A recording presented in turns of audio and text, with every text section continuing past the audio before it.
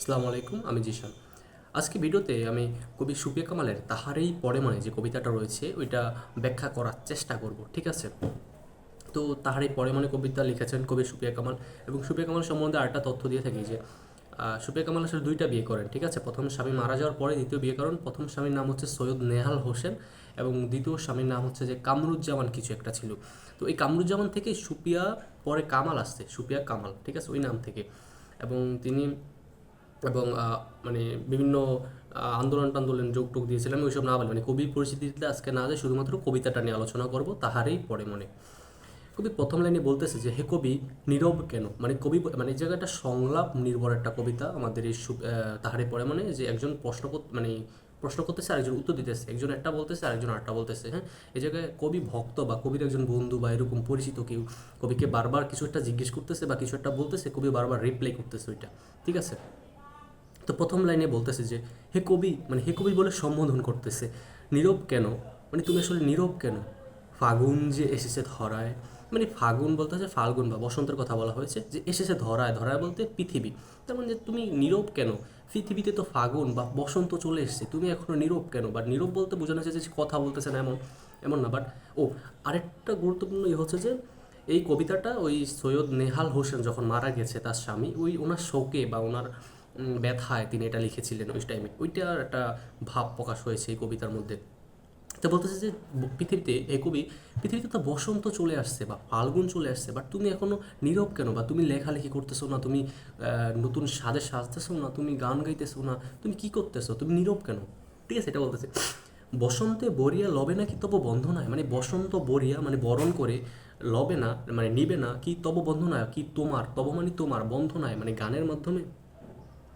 মানে বলতেছে যে এই জায়গায় কিন্তু শব্দের অর্থগুলো বুঝতে হবে যে বসন্তে বরিয়া, বরিয়া মতো হচ্ছে বরণ করে, মানে বরণ করতে হবে। যেমন আমাদের নবীন বরণ হয়, আমরা যখন একটা নতুন স্কুলে যাই, একটা কলেজে উঠি, ইউনিভার্সিটিতে ভর্তি হই, তখন আমাদের মানে বরণ হয়, নবীন বরণ। তো ওইভাবেই যে বরণ, বসন্তে বরণ, বরিয়া, তো বসন্তে বরিয়া মানে বরণ করে, তুমি লবে না, তুমি লবে না মানে নিবে না কি তব বন্ধ নয়, তব বলতেছে তোমার, বন্ধ নয় মানে গানের মাধ্যমে, তুমি কি তোমার গানের মাধ্যমে বসন্তকে বরণ করে নিবে না? আমি এই ভিডিওতে একটু তাড়াতাড়ি কথা বলতেছি, আমার হাতে একটু সময় নাই, মানে আমাকে একটা জায়গায় যেতে হবে। তো রাস্তায় আসলে আমি ভিডিওটা করতেছি খুব তাড়াতাড়ি, ফাস্ট। কহিল সে স্নিগ্ধ আঁখি তুলি। এই জায়গায় কবি মানে একবার কবিভক্ত একটা কবিকে প্রশ্ন করে এবং একটা কিছু জিজ্ঞেস করে, এবং কবি বারবার একটা ভাব নিয়ে, একবার স্নিগ্ধ আঁখি তুলি, একবার কাছে সরে আসি, একবার মৃদু মধু স্বরে, মানে একটা ভাব নিয়ে কথা বলে, হ্যাঁ, একটা ইয়ে নিয়ে।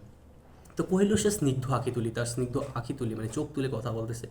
দক্ষিণে দুয়ার গেছে খুলি, মানে দক্ষিণ দক্ষিণ দুয়ার গেছে খুলি মানে, বা ওই সময় তো ফাগুন মাসে যখন দক্ষিণ দিক থেকে বাতাস আসে একটা, মানে মলয় সমীরে আসে বাতাস, ওই বাতাসের জন্য মানে দক্ষিণ সমীর, মানে ওইটাতে বাতাস আসাকেই আসলে দক্ষিণ সমীর, মানে দক্ষিণ দুয়ার গ্যাস খুলি বলতে বোঝাচ্ছে যে ওই বাতাসটা আসলে দুয়ার খুলে আসছে বা এরকম একটা ব্যাপার আছে। হ্যাঁ, মানে ওই দক্ষিণ দিক থেকে যে বাতাসটা আসতেছে ওইটা দক্ষিণ দুয়ার খুলে আসতেছে এরকম।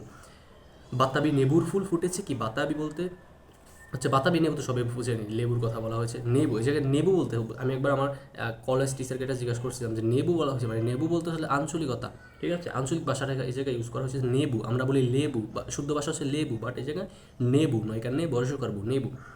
বাতাবি লেবুর ফুল ফুটেছে কি, ওই সময় বাতাবি লেবুর ফুল ফুটে, তাই এটা জিজ্ঞেস করতেছে। বাতাবি মানে কবি তো মানে সন্দেহান যে আসলে কি বসন্ত এসেছে, কারণ ওনার মনের মধ্যে তো কোনো আনন্দ নাই, কারণ তার স্বামী মারা গেছে। তিনি এখন বসন্তের মধ্যে একটা আনন্দ পাচ্ছেন না, একটা মানে ফিল পাচ্ছেন না এরকম। তো উনি মানে জিজ্ঞেস করতেছেন যে আসলে কি বসন্ত আসছে, বসন্তের যে বৈশিষ্ট্যগুলো ওগুলো কি সত্যি আসছে, যে দক্ষিণ দুয়ার গেছে খুলি, বাতাবি লেবুর ফুল ফুটেছে কি, ফুটেছে কি আমের মুকুল, মানে আবার ওই সময় আমের মুকুল ফুটে। তো জন্য জিজ্ঞেস করতেছে যে ওই ফুটেছে কি আমের মুকুল, দক্ষিণের সমীর তার গন্ধে গন্ধে হয়েছে কি অধীর আকুল। মানে বলছে দক্ষিণা সমীর, মানে দক্ষিণা সমীর মানে দক্ষিণা বাতাস, সমীর অর্থ বাতাস মানে সমার্থক শব্দ, তার গন্ধে গন্ধে হয়েছে কি অধীর আকুল, মানে ওই যে আমের ফুল, লেবুর ফুল, এসবের গন্ধে দক্ষিণা সমীর তার গন্ধে গন্ধে হয়েছে কি অধীর আকুল, মানে এটাই বোঝাচ্ছে। এখনও দেখোনি তুমি, এবার আবার কবিভক্ত বলতেছে যে এখনও দেখোনি তুমি। কহিলাম কেন কবি আজ এত উন্মনা তুমি, তুমি এখনও দেখোনি কেন, তুমি আজ উন্মনা মানে উদাসীন, তুমি আজকে এত উদাসীন কেন?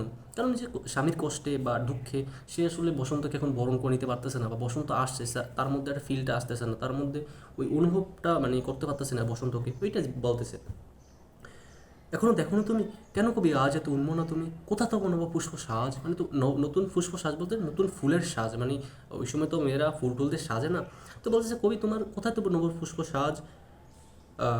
আচ্ছা ওয়েট, অসুষা কহিল সে সদূরে চাহিয়া, ওই যে আবার আমি বলতেছিলাম যে একবার এক ঢঙে কথা বলে, যে একবার স্নিগ্ধ আঁখি তুলি, আবার কহিল সে সদূরে চাহিয়া, ওইদিকে চাহিয়া বা একটা দূরে চাহিয়া বলল, অলোকের পাথার বাহিয়া তরিতার এসেছে কি, মানে অলোকের পাথার বলতে সমুদ্রের অনেক দূর থেকে এটা বোঝাচ্ছে। তরিতার এসেছে কি মানে এটা নৌকা এসেছে কি, বেজেছে কি আগমনী বান, মানে বসন্ত যে আসছে এটা কোনো আগমনী, এটা গান টান বাজছে কি, ডেকেছে কি সে আমার, মানে বসন্ত যে আসছে কবি কি ডেকেছে সে, শুনি নাই, মানে কবি শুনে নাই রাখেনি সন্ধান, মানে একটা উদাসীন ভাব নিয়ে কবি বসন্তকে একটা মানে বলতেছে যে কবি মানে মেনলি আসলে এটাই বোঝাচ্ছে যে কবি আসলে বসন্তকে ফিল করতে পারতেছে না বা অনুভব করতে পারতেছে না, যে কবি বসন্ত আসছে কবি বুঝতেছে না।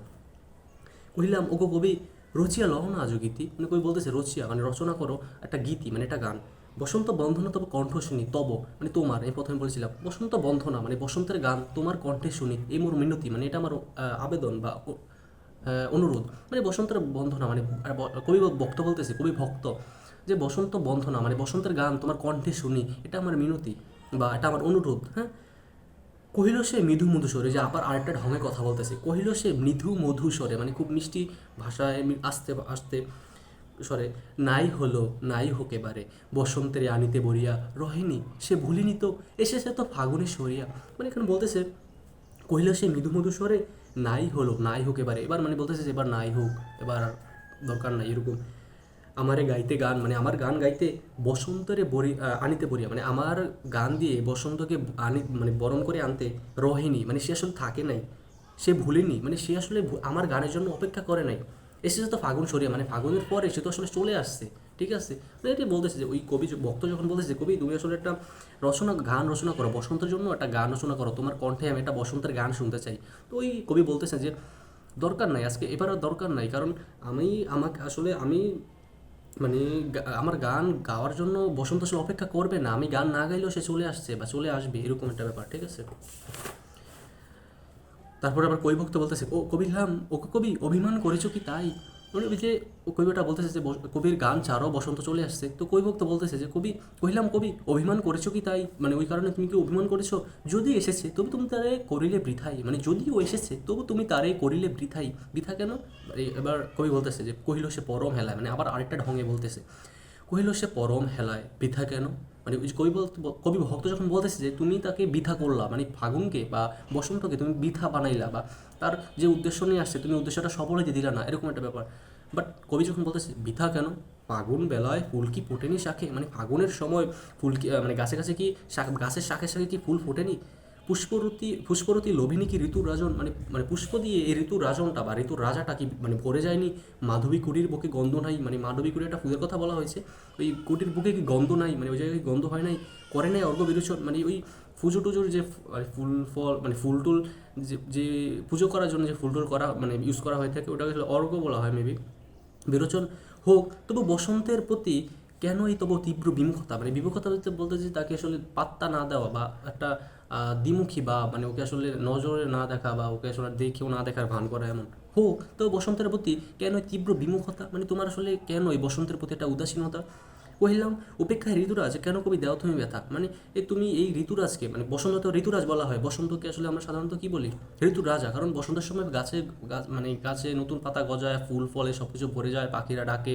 এবং ওই সময় ওয়েদারটা খুব মারাত্মক সুন্দর থাকে। হ্যাঁ, সবাই বসন্ত পছন্দ করে কারণ ওই সময় শীত এবং গরমের মাঝখানে, ওই যে আমরা ঋতুবর্ণন কবিতা দেখেছিলাম যে বসন্ত হচ্ছে শীত এবং গরমের কি মাঝখানে খুব ভালো একটা ওয়েদার, কারণ সবাই তো আসলে শীত পছন্দ করে না আবার সবাই গরম পছন্দ করে না, তো মাঝখানে জায়গাটা খুব মানে বাংলাদেশের মানুষদের জন্য খুব মানে ভালো একটা মানে ওয়েদার বা আবহাওয়া বলতে পারেন, সবাই পছন্দ করে। তো ওই জন্য বসন্তকে ঋতুরাজ বলা হয় এবং যে মানে নৈসর্গিক একটা ব্যাপার স্যাপার থাকে তখন মানে বাংলাদেশে বা হ্যাঁ এই এই মানে এরিয়াতে আর কি। তো এইটার জন্য আসলে বসন্তকে ঋতুরাজ বলা হয়, তো এই জন্য বলা হয়েছে যে উপেক্ষায় ঋতুরাজে কেন কবি দেও তুমি ব্যথা, মানে তুমি ওই কেন এই উপেক্ষা করো এটাকে, এই বসন্তকে উপেক্ষা করে তুমি এটাকে কেন ব্যথা দাও, কহিল সে কাছে সরে আসি, মানে কহিল সে কাছে সরে আসি, মানে ওই যে আবার একটা মানে আরেকটা ঢঙে কথা বলতেছে, কহিলে উত্তরি তোলে মাঘের সন্ন্যাসী, গিয়েছে চলিয়া ধীরে পুষ্পশূন্য দিগন্তের পথে রিক্ত হস্তে, তাহারই পড়ে মনে ভুলিতে পারি না কোনো মতে। মানে লাস্টের দিক দিয়ে কবি আসলে তার যে কষ্ট বা ব্যথার কথা বলতেছেন, মানে একটা উদাসীনতা বা একটা মানে কষ্টের কথা যে মানে ওই মাঘের সন্ন্যাসী, মানে কোয়েলিয়া উত্তরে দলে মাঘের সন্ন্যাসী বলতে শীতকালের কথা বলা হয়েছে।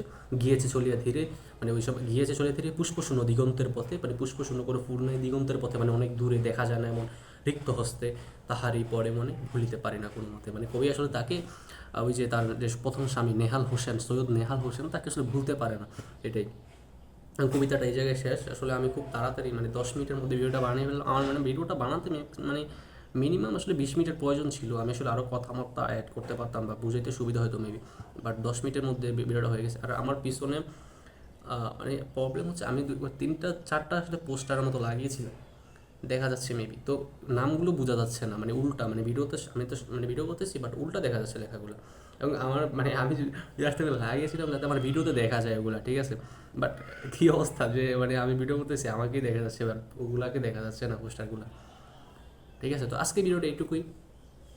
ভালো লাগলে ভিডিওতে লাইক করে চ্যানেলটিকে অবশ্যই অবশ্যই অবশ্যই সাবস্ক্রাইব করে রাখতে পারেন, জাস্ট ভালো লাগলে, না লাগলে দরকার নেই। থ্যাংক ইউ, আসসালামু আলাইকুম।